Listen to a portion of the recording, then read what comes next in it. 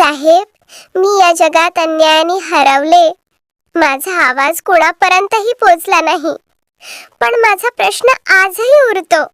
माझ्यासारख्या मुलींचं रक्षण कोण करणार?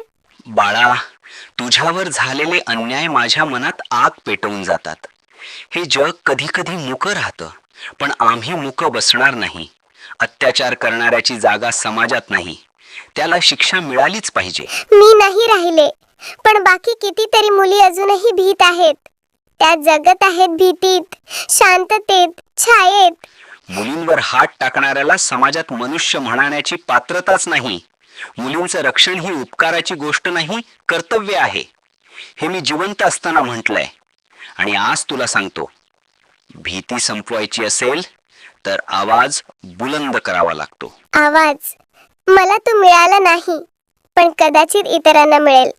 त्यांना धैर्य कोणी देणार? ती लागते आणि संपूर्ण व्यवस्था हलते.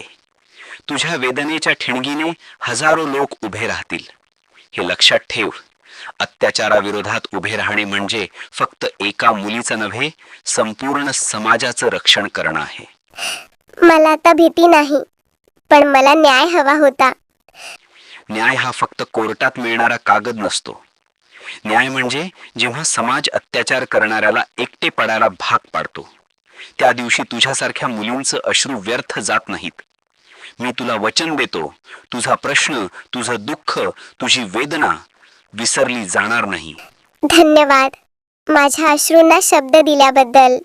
जा बाळा, तुझी वेदना आता प्रकाश होईल आणि आम्ही इथे लढत राहू, मुलींच्या सुरक्षिततेसाठी, न्यायासाठी आणि अन्यायाच्या प्रत्येक सावली विरुद्ध.